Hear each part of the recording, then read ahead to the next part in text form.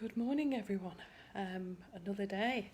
I hope you're all well. I hope you're all managing to look after yourselves and keeping your immune system healthy. It's beautiful, sunny day here in Switzerland, and the birds are singing away, which is really, really lovely. I've spoken to a few of you recently, and I know a few of you are still struggling with fear at this time. So I was going to do some work just to explain that, fear is so destructive. The physical body is made of light, sound, and energy. And when we allow fear into our lives, because it's inevitable, it's an emotion that we feel, but when we allow fear into our lives, then obviously, without question, it will control us. And the more fear we have in our lives, unfortunately, the more fear we get. So welcome to all of you that have joined me. It's lovely to have you on board. It's just such a beautiful sunny morning here in Geneva. The birds have been singing since early doors. I think I heard them very, very early, which is always, I don't know, I always find it so warming, you know. I just think that it's precious to be able to hear the birds. When I was in Bali, the noise of the insects in the morning was incredible. It was a real cacophony of sound. So yeah, welcome on board. I hope you've all slept well. I slept like a log. I know it was the moon. Some of you have put some beautiful pictures of the moon on. Obviously, some of us are more affected by the moon than others. But yeah, I hope you did sleep well. So I'm going to work on fear this morning and just work on hopefully getting you through fear. One thing when we talk about mindfulness is about becoming aware of what the mind is doing. So, you know, if we're in fear, because at the end of the day, everything is either love or fear, but when we're in fear, it can be so frustrating and we get stuck in it. And often the brain is like a stuck record. Well, you know, that's not going to work, or I'm not good enough, or he's never going to love me, or she's never going to love me, or how we're going to make this relationship work, or I wish the kids would behave, I wish the 2-year-old wouldn't have any more tantrums. You know, these are inevitable things in life. The only difference between us is what we choose to do with those differences. So welcome to all of you again. So I'm going to work through some fears. So the first thing is, if we can, to be able to identify the difference between love and fear. So if we imagine a pair of weighing scales like the Libran scales that we use in astrology, if you were to look at a lot of the Egyptian hieroglyphs that are on the inner tombs, then you will see that they use the scales of Libra and they have the heart on one side and a feather on the other side. And the reason they do that is because the heart should be as light as a feather. Because when we have resentment, guilt, doubt, shame, any emotion that's not love, then it's going to weigh the heart chakra down. And obviously the chakra is a word for the spinning wheel. It's an ancient Sanskrit word. So, you know, many of you have cars. If you use weights on the tyres of the cars, which obviously we do to balance the cars, then when we put a weight on the car tyre, it's going to slow it down. So if we look at emotions as weights, if we look at love, joy, bliss, happiness, ecstasy, peace, trust, they are very, very light. So the Egyptians believed that if we had only positive emotions there, then what would happen is that with the positive emotions, we would feel lighter and brighter. And we all know that feeling when you're in love, you feel light, you feel bright, you've got a permanent smile fixed to your face from ear to ear. And obviously we all know that feeling when we're sad. Now sadness is inevitable. We all have to deal with what I call bumps in the road. You know, many of you have dealt with bereavement or separation or isolation, which many of us are dealing with now. And for many of us, this particular time we're going through is forcing us to take stock, to reevaluate. It is giving us time, because often what we do in the material world, in the Western world, is we just carry on carrying on, and we make decisions sometimes to do exactly just that, to carry on carrying on, which means that we don't make a decision to change anything. And of course, the definition of stupid is very simply, if you always do what you've always done, you're always going to get what you've always got. So don't expect to change. So we have to change. We cannot say, wife, I need you to change, or husband, I need you to change, or children, I need you to change. You know, the trees change and evolve in their own time. They know the right season to shed the leaves, to grow blossoms. If you have 10 different seeds that you plant in 10 different pots, and they're all different seeds of different plants, different shrubs, they're all going to grow differently. And each one of you watching this, and certainly for me, you know, I am different to you, you are different to me, and yet we're all the same. Every tree in the forest has its place, be it wherever you are, you know, in Bali, the banana trees, coconut trees, papaya trees, mango trees, they all have their place, and we all have our place. And one of the beautiful things about being connected to your awareness and being more mindful is that hopefully you will be able to be aware of what thoughts are kind of maybe taking control, or, you know, being the inevitable pain in the arse, and what you choose to do with them. And I know my friend Mel has been doing some wonderful mandalas, and she's been sending me different pictures. And I know, obviously, as a therapist, there have been times when I've been asked on retreats, or I've run retreats, and I've asked people to draw what their heart might look like. And it may look like a flower. It doesn't have to look like the physical heart. It may be something completely different. So it may be worth, because I said I would concentrate on the heart this week, it may be interesting to think about what your heart would look like. Maybe your garden represents your heart. Maybe your home represents your heart. I put a photograph on Facebook earlier of a sacred space that I have. I got a singing bowl. I was lucky enough to get one in Kathmandu, and there's crystals. Many of you have my crystals, the big ones that I had in England, and obviously I had to select only a few that I could actually bring here. So a sacred space, it doesn't have to have crystals or singing bowls or anything else. It can be a sacred space where you have photographs of loved ones or treasured cards that might mean something to you. A friend of mine, Julia, passed away a few years ago, and she'd sent me a beautiful picture of a kingfisher on a card years before she passed.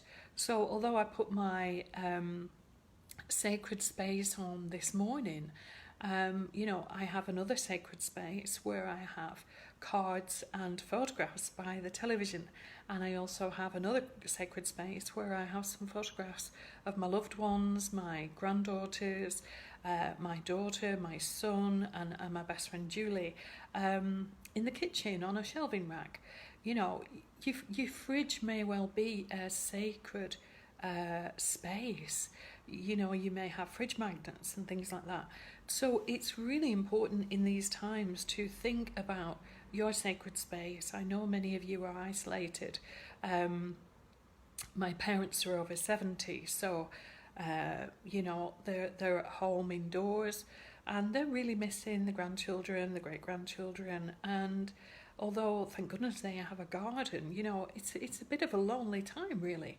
Mum likes going out, seeing her sister, meeting her friends, as many of you I'm sure can relate to. But if we create a sacred space in our homes, then that becomes a really positive energy. And you know, when we're having a wobble, as we all have wobbles, it's inevitable, we can retreat into that sacred space.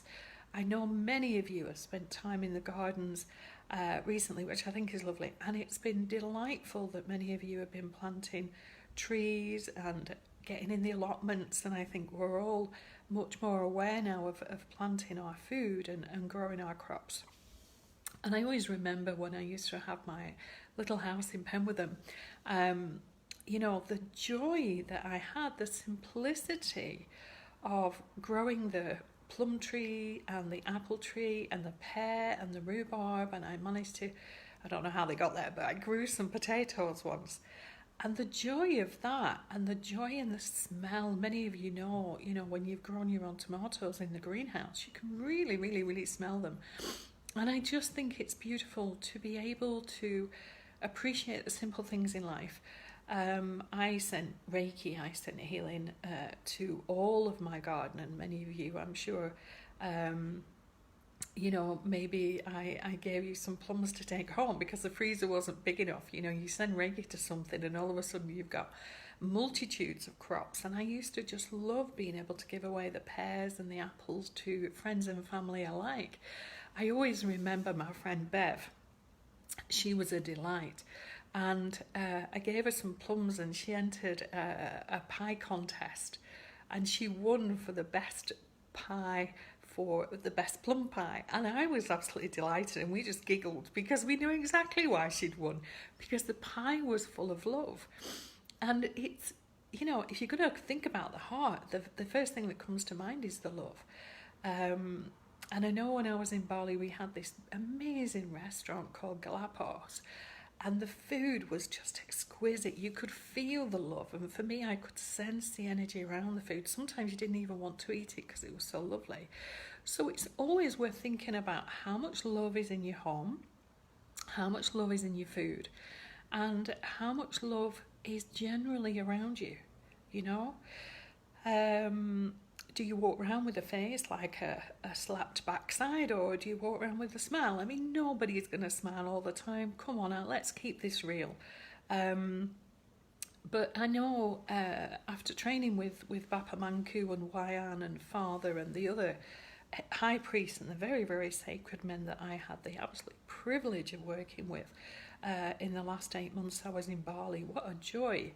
You know, there was just love with them, and the men, they are aware of the feminine side. They help their wives, they help the children, and I know many men in England do that and in the West. But there is a softer side to them, a very beautiful side to them. And it was very, very humbling. And they just carried love all around with them wherever they were. It was just amazing. So it's always worth, while we've got this time, you know, I know a lot of you are exercising and have been out in the park, and many people are exercising in the park, which I love to see. Many families are getting the quality time that we don't normally get because we're running around like, you know, blue arse flies. So how you choose to use your time is your affair, obviously. And we have different relationships with time. I noticed in Bali and India, everything was on Bali time. So if it was an hour late or 2 hours late, you know, fair enough. If it was on time, it was very, very rare. But you learn to adjust to that. So, you know, don't let time kind of rule your day. Don't let it spoil your day if someone is not perhaps as respectful of your time as you would like them to be. And obviously I'm in Switzerland, so this is precision timing here. And the Swiss do exactly as they're told. You know, if they're told to jump, then they're going to jump. Is that a good thing or a bad thing? I don't know. But anyway, moving on. Think about how wisely you use your time. Think about how many thoughts you have during the day where maybe you're allowing fear to take away your freedom. And I noticed personally, you know, when I've had moments of fear or moments of upset or moments of anger, because we all have, it's inevitable, you miss the good stuff. You know, it may be that you're with granddaughters and they're laughing, but you're kind of consumed with maybe worrying about the bills, or, you know, for me being self-employed, am I going to get the right clients? There are many, many, many things. So, yeah, just be aware of how much fear is blocking you, because I know that I sent the meditation to a few of you of Moji the other day, For those of you that don't know Moji, he is amazing. What a guy. M-O-O-J-I. I'm sure you can find him on YouTube. But he just sent a meditation which was about appreciation and gratitude. And when we can appreciate the simple things in life, we can appreciate a cup of tea, we can appreciate clean clothes. Certainly when I was in India last year, you know, you have to wash your own clothes in the bath, in the shower. Okay, with the heat, you can obviously get them dry very quickly. But you honestly, it becomes very, very humbling. It becomes very much a phrase and a phase of deep, deep, deep appreciation. When you just connect, even with your own clothing, you know, a vest top, a pair of shorts. And I remember in Bali, I bought some dresses, which one of them in particular was a green one with flowers on, which I really, really loved. If I can find the photograph, I will send it you later. But that dress just made me really feel special. And, you know, when it was washed, when it was dried, and when I could wear it again. And obviously when you're living out of a suitcase with one bag as well, then you appreciate everything that's in there, because, you know, if you rip a dress and you don't have a needle and thread to repair it, what can you do unless you can get one of the local people to repair it? So it's just, sometimes it's going back to basics. And I remember a few years ago I had a client called Zoe, and she came back to me about 10 years later. Very, very, very special lady. And she shared with me that her life had turned to mush. She was in a relationship that was destructive, and she was in debt because of the relationship and other things. She was overweight, she wasn't happy, she was doing a crappy job, and basically her life was falling apart. And somebody said to her, well, why don't you just try writing down 20 things or 10 things a day that you appreciate? She went, well, why would I do that? My life's shit. And of course she was focusing on that. And he just said, well, you know what, just try it. Just see. Just try it for a week. And I said to many of you that one tiny step will change many things. One tiny step. That's all it takes. So anyway, you know, a little bit reluctantly, she tried it. And she said within weeks, seriously within weeks, she changed her job. She does the job she loves. The weight dropped off. The relationship dissolved, and he left, and there was no kind of backlash from that. And she said, I started getting money in the bank. She said it was incredible, because when we go to appreciation, then your whole vibration will change. We talked about the weighing scales. So when your vibration lifts, I'm sorry if you can hear the siren in the distance, when your vibration lifts, then what happens is you do feel that you're floating on air, and that is a choice. So, you know, if you choose to look at the news all day long, if you put posts on your Facebook wall or Twitter or Instagram or anything else, if people want to watch the news, let them. You know, you don't have to do it for them. Equally, if you do want to put stuff on there, then that's up to you. Everything is a personal choice.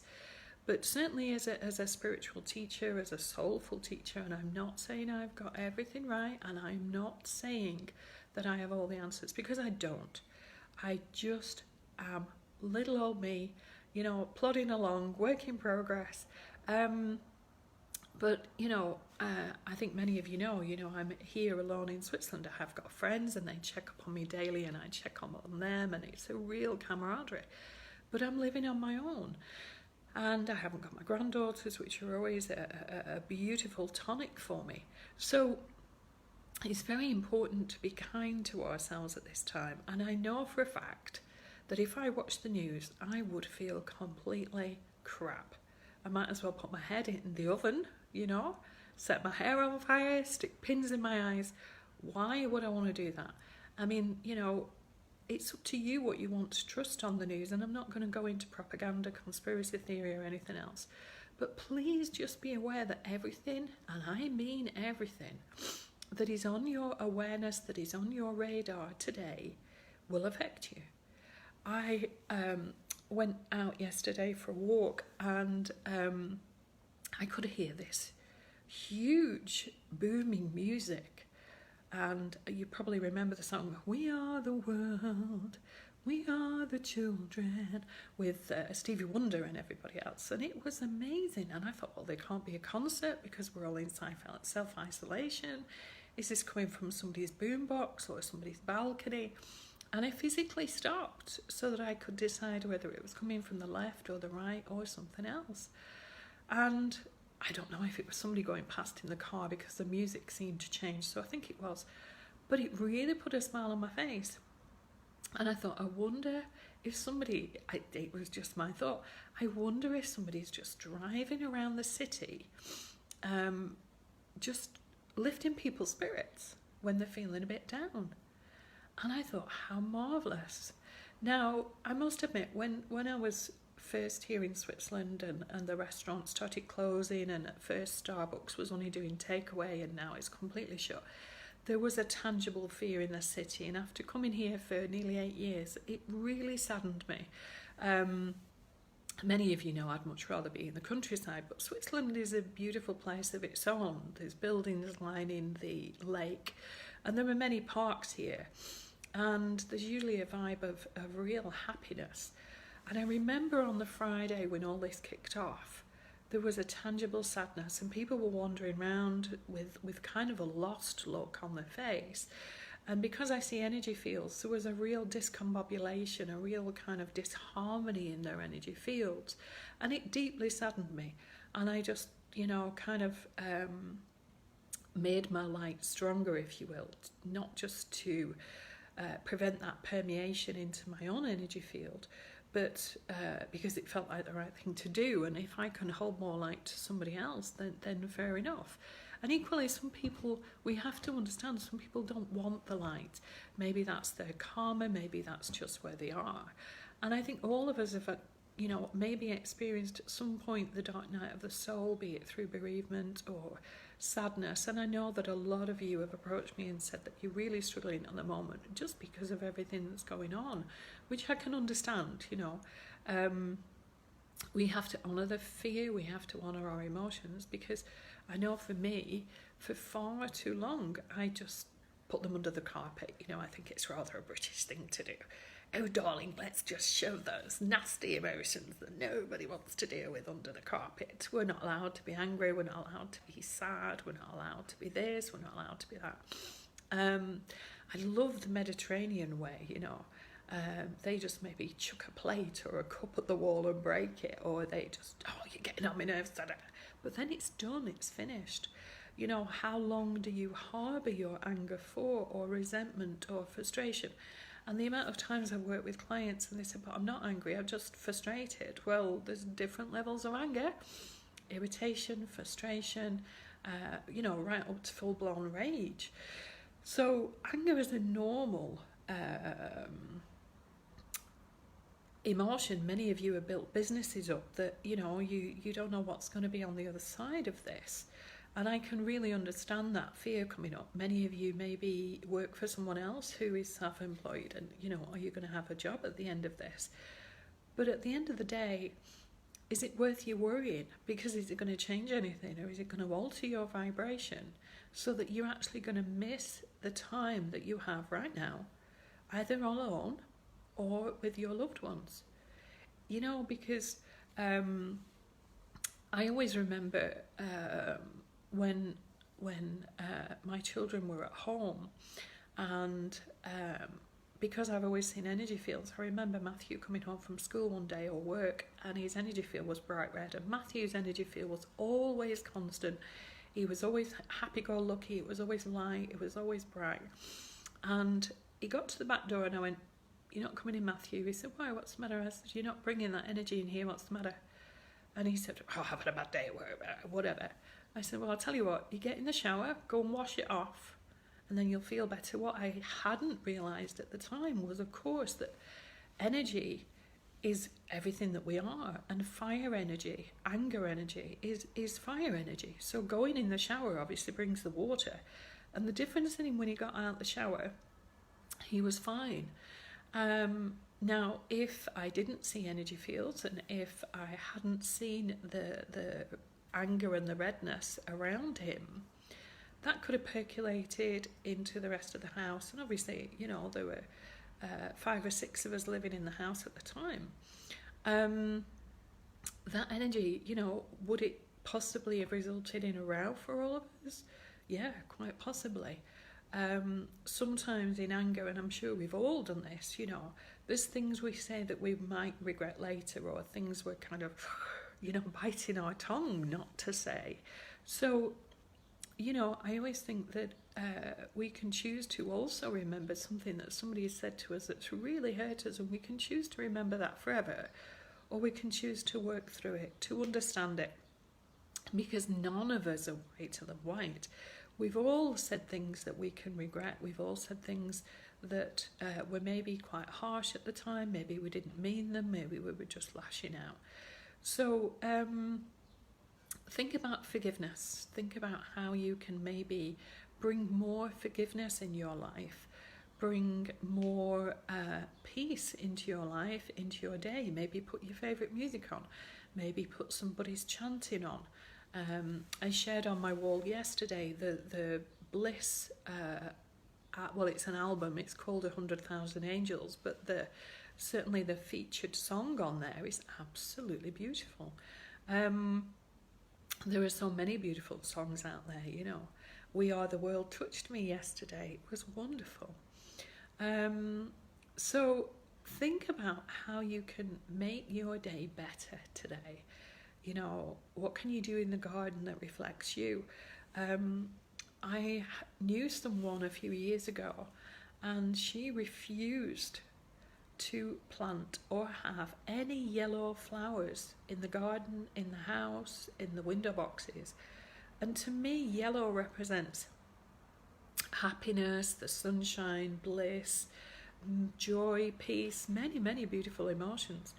And it was just sad that she wouldn't have any yellow flowers. And when you think to the Mr. Ment stories, Little Miss Sunshine, Mr. Happy, they're bright yellow. So, you know, maybe you want to plant some yellow plants. Maybe you want to plant a banana tree. Whatever it is that you choose to do today, you know, be aware of where your mind is at the time. That's why meditation's great, because it will slow the mind down, so it will give you more. If I say control, I mean it in the best possible way, just like Kenny Everett used to say, rather than in a controlling way. But yeah, those are kind of pause for thoughts, reflective moments today. But if you do have someone to forgive, because I'm sure that we all have someone that we want to forgive, even if it's ourselves, one of the things that you yourself may wish to do, bearing in mind safety and everything else, sometimes you can write a letter to that person and just really from the heart explain, you know, you've hurt me because you've done this, there was a misunderstanding with that, and write and just purge it, just put it all down on a piece of paper. Now, I'm not saying post it, but you can do a burning ceremony. Now, obviously, you know, the emergency services have got enough on at the moment. I don't want to be responsible for any more nonsense. But you could burn it maybe in a sink. Some of you have got fire pits. But if you burn it with safety in mind and let it go, and just trust, whether you believe in God or whatever you believe in, even if you don't believe in anything, and that's a personal choice, but just let it go. So a burning ceremony, you can also use a burning ceremony to write down your affirmations, your wishes, your goals. Please don't mix the two up. If you're going to do a forgiveness ceremony, or I want this out of my life, or whatever, do that separately to doing one that's more positive. Maybe have 2 separate ceremonies. Don't do them you know, at the same time. Maybe have a day in between, or maybe do one in the morning and then maybe one in the evening. If you're going to do one in the morning and one in the evening, I would suggest that you do the forgiveness one in the morning and then do the positive one in the evening, purely because if you do it at night and you're going to sleep, then it's going to be on your radar. So your soul is at the highest point in the morning when you are just waking up and you've come out of dream time, just like in the film Avatar. And your soul is highest in the evening, just as you drift off to sleep, because more of the soul comes in. I know some of you understand about astral projection. I'm not going to go into it on here, but some of you can private message me if you don't already know. So yeah, I would suggest if you're going to do a burning ceremony, do one in the morning. Just write down everything, because nobody's going to read it apart from you, but it's going to make you feel better.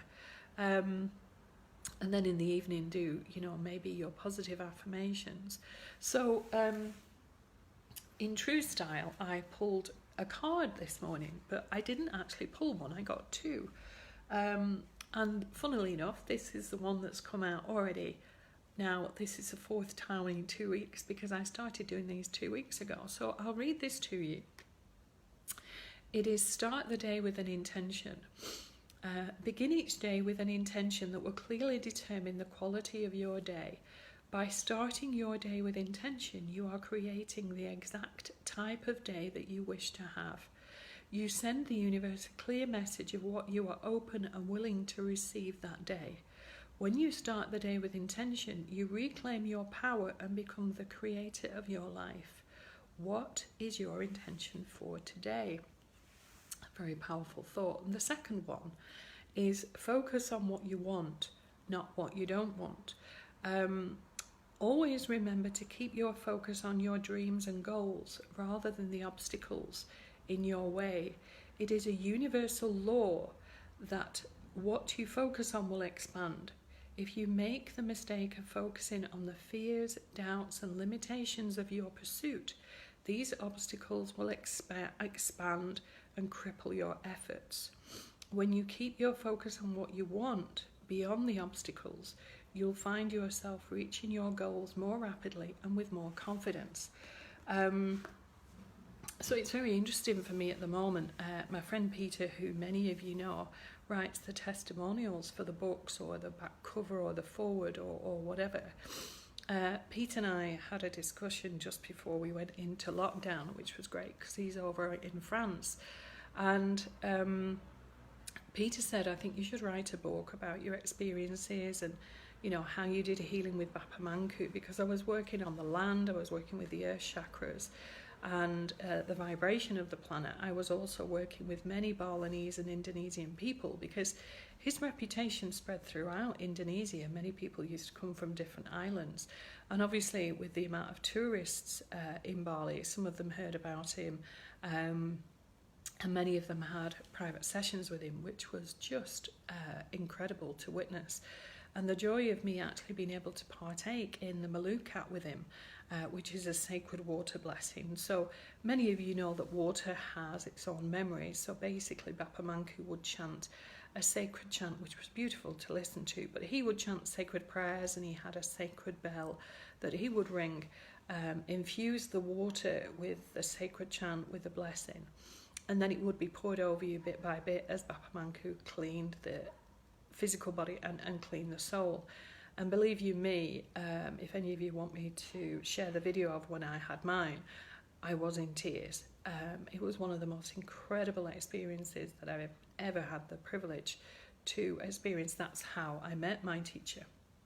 And I know Peter had Maluka, and the joy of actually being able to help him. One day we must have done about 30 in one day, and I had to leave about early evening, and I believe that Wayan and Bapamanku carried on until about midnight, and they had another 20 people to do. So it was it wasn't always easy. It was a very demanding work sometimes, but goodness me, the difference in the people, watching their energy field lift, watching the lightness and the brightness around them, watching any physical pain, just go was really quite incredible. Equally, we had one man who was close to dying. I shared with Wayan just before we were due to do the Malukat with him, and I said, why do I feel like crying with this man? I feel very, very sad, and I did, and I can still remember it now. And Wyan said he's close to death. And I wasn't surprised looking at his energy field, but the joy of being able to do Maluka and maybe to make his passing smoother, because maybe some of you are frightened of death. Maybe I could do a FaceTime live on death. And of course, the coronavirus is all about fear, isn't it? The fear of death. From being a little girl, I've always known about death. Not because I was brought up Catholic or anything else, because unfortunately, many of the Catholics' ways are, if you don't go to church, you're going to hell. If you don't pray, you're going to hell. Well, I think we have enough hell down here that we create as human beings, and we can see that clearly at the moment, can't we? So let's create some camaraderie. If any of you are frightened of death, you want to private message me, then please just ask.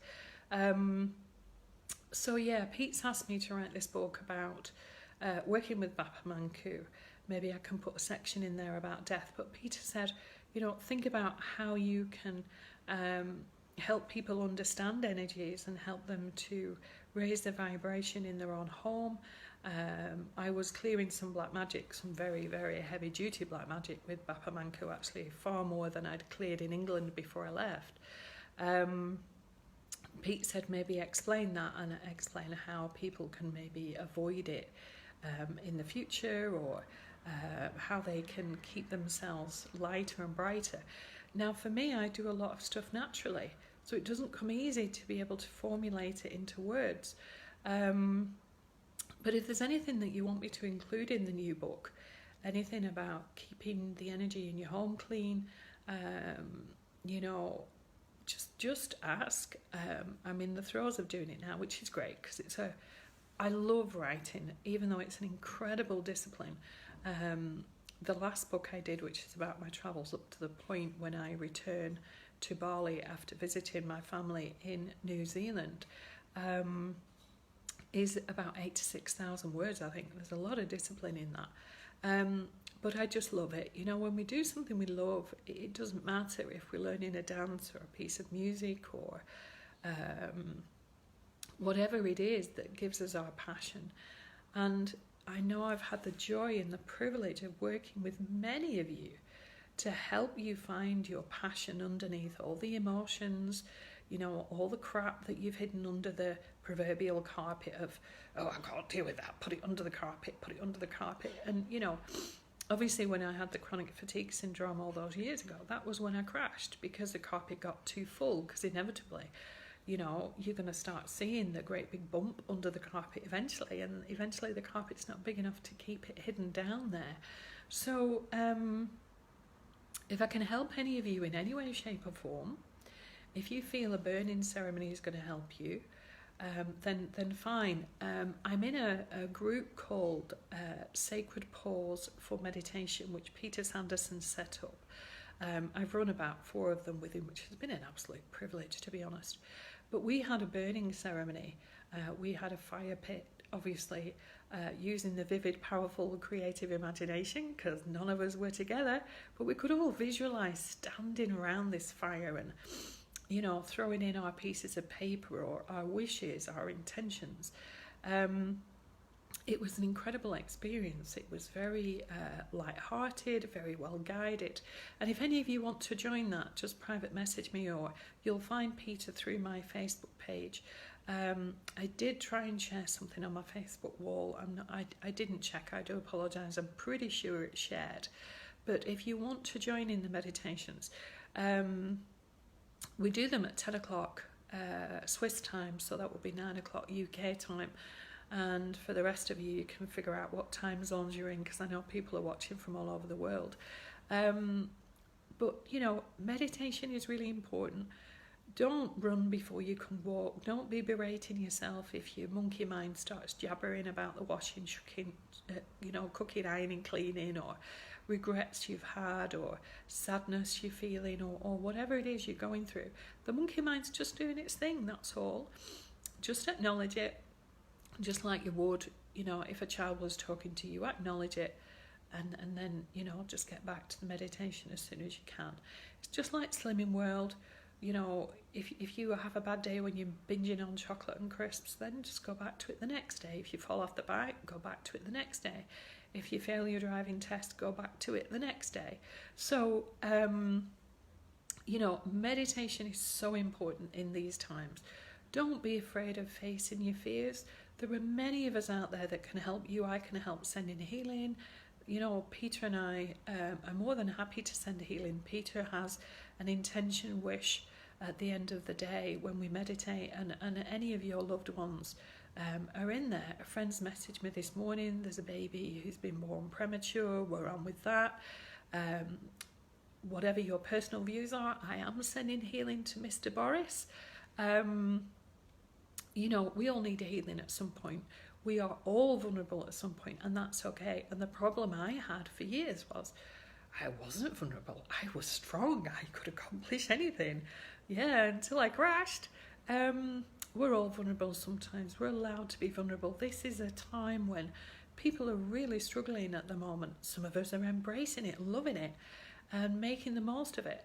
But it doesn't mean we're going to feel like that every single day, because we are human, and our humanity will sometimes give us a kick up the backside to make us vulnerable. And I know for me last night, I just sent a good night wish to my mum and my dad, because I know that they're on their own at the moment. And obviously Mother's Day was hard for mum, because usually she's got grandchildren around and her family around, and great-grandchildren. I mean, I've been away now since January last year, so she's pretty much used to me not being there. But even so, just getting that message, just sending a gift, good night, sweet dreams, something like that can just change someone's day. And I know Maxine put yesterday that she was sending postcards to people who were in isolation. So however, which way you can choose to do a random act of kindness for yourself, for someone else today, then do it. You know, just do it. But if any of you want healing, then please ask. When I was travelling, some of you know this, some of you don't. When I was travelling from Delhi to Varanasi on the aeroplane, as I got on the plane, of course, for me, I see auric fields. So if someone's got a light, bright energy field, I'm like a magpie. I'm there. I'm zoomed in. And when I got on the plane, there was a Buddhist monk, a Tibetan monk. He was in the robes, he had the prayer beads on, and I spotted him straight away, and he smiled at me and I smiled at him, and we both knew that we were very spiritually aware. I obviously was not dressed as a Tibetan monk at the time. I think I was guilty of wearing shorts and t-shirt. And I sat on the plane, and I was in row 15, I think. Oh, I was in row 16, I apologise. He was in row 15. And as I got on the plane and we were getting ready for departure, there was nobody either side of me. And he had people either side of him, and we'd already started chatting, but I was kind of craning my neck around to the other side of the plane, and he was craning his. And I said, well, come and sit with me if you like. And we chatted all through the journey. I think it was about an hour and a half, 2 hours, about love, forgiveness, compassion. He'd worked all over the world. His parents were forced out of Tibet by the Chinese, and he's not allowed in. And I was deeply saddened by that. But one of the first things he said to me was, is this your first time in India? And I looked at him and I said, yeah. And he went, but it's not, is it? And we just howled laughing, because he knew that he knew me from another life, and I knew him from another life. So I've messaged him this morning. A friend of mine works for the NHS, and my daughter and my daughter-in-law work for the NHS, and they're both struggling at the moment. The staff are off sick and various different things with this virus. So, you know, if you do want to send some healing to the NHS, to the staff, to the co-workers, then you know, it would be very, very welcome. If any of you want healing, feel free to private message me, whatever. Just keep smiling, you know. Our vibe attracts our tribe. Just remember that. If you have happy people around you, your vibration is set to that, and you are going to attract happy people around you, and vice versa. it was interesting when I went out for a walk yesterday. I met some beautiful people and they were all smiling at me with such radiance. I was so grateful. You know, in these times, it's a joy, even if somebody says bonjour, even if somebody just smiles at you. But there was a real vibration of happiness yesterday around, which was lovely to see, and very much appreciated. And I did manage to get a takeaway hot chocolate, which really made my day, and I made it last all the way home when I walked up through the old town past the cathedral on the cobbled streets. And always remember the simple things, because that's what matters. You know, a friend of mine once said, take care of the big things. And I just said, no. Take care of the little things, because they're the things that will make your day. So whatever little things are going to make your day today, you know, have your favourite food. I'm going to have some fish and a salad later on. I might just decide to have, you know, a tuna wrap with salad for lunch. And I managed to get some fish that just, you know, made me think of English fish and chips. And I do miss English fish and chips. And for those of you that I have walked along the seafront with, and for those of you I have shared Whelan's fish and chips with, I'm ever grateful. Because, you know, when you spend over 12 months on your own, as I have done now, predominantly, and you have those moments where you think, what were my precious memories, you know? Walking along the pier at Lytham, sitting on the beach with my sons years ago eating fish and chips, having time eating Fat Badgers pizza with Rachel, Phil and Matthew when we used to watch films together, going to the pictures with them to watch yesterday, when I'd sold my house, spending time with mum and dad, and just every morning, you know, me and mum just nattering away while we're sat in our dressing gowns, and then dad comes down the stairs and it's like, how are you, dad? Do you want a brew? Well, it's no good having a dog and barking yourself, is it? You know? And I would just go straight away in the kitchen. I used to his cheek, you know, and make him a cup of tea. But the fact that I got to celebrate that time with them before I left. I know when I left early on the Monday morning for the train to Manchester Airport, mum was in tears, I was in tears, dad was in tears. But what joy to share. And thank goodness for social media as well. So however you choose to share your day today, just, you know, if you've nothing nice to say, then keep it zipped, like Zippy off Rainbow. If you've something lovely to say, complimentary, no BS, we don't do BS, there's no point. People see through it, people smell it, it's not great. If you're going to put your favourite music on, please be aware if you've got neighbours. I'm in an apartment block at the moment, 5 floors up, and I have neighbours above, neighbours below, neighbours to the left, neighbours to the right. And I do remember 2 or 3 weeks ago, somebody started putting some music blasting, and I just thought, oh, you know, ooh. And within minutes, somebody was shouting in a very loud Italian voice and the music went off. And I thought, oh, thank you. Somebody answered my prayer. It obviously wasn't just my prayer. But, yeah, just all of you stay safe, stay healthy. Julie Dodgson's tuned in. She's put a comment on here. Julie has a homeopathy business and we trained as homeopaths together. She's a very, very beautiful lady. If any of you want advice on homeopathy, if any of you want a personal resonance test to help your vibration, to help you through any illness, homeopathically we have remedies for fear. There are many, many remedies that can help you. And I know obviously a lot of you won't have access to the doctor's surgeries as you used to, and many of you may actually be turning to natural remedies. And one of the things is, you probably heard of the herb basil, I'm sure, and I know that you can get them here in Switzerland as well. And I know I'm sure they'll have them in Aldi or many of the supermarkets in England. But basil, if you eat 2 or 3 of the leaves, just wash them first, obviously. 2 or 3 of the leaves every day. It's antiviral, antibacterial, and antifungal.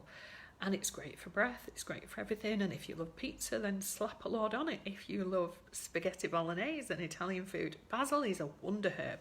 I use it a lot. Pesto is really good. There's a book called Medicinal Cookery by Dale Pinnock. That was the name I was trying to remember the other day. He's done several cookery books. I don't know if he has his own YouTube channel. I should probably look, because he's a bit of a dude. I love his cookery books. Medicinal cookery, you know, maybe it's time to do some research. Maybe it's time to take responsibility for our own health. I love using natural over and above conventional medicine. There's a time and a place for conventional medicine, you know. Many of you know I had to have antibiotics when I was in Bali for quite a serious infection. But, you know, just take care of yourselves. Do what's right for you. Get to know yourself better so you know what's right for you. And keep cheery. Keep happy. Do your best to smile. And if you're not feeling like smiling, just reach out. There's many of us that are willing to send you healing. There's many of us that are more than willing to give you a virtual hug, you know.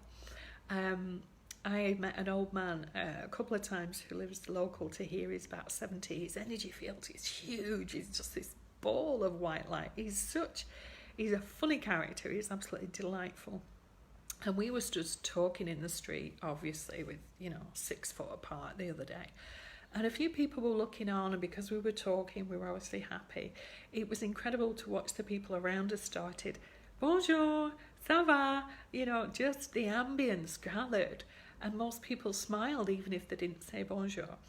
So just think of one way, maybe 10 ways, maybe 100 ways, I don't care. But at least one way how you can make your day better.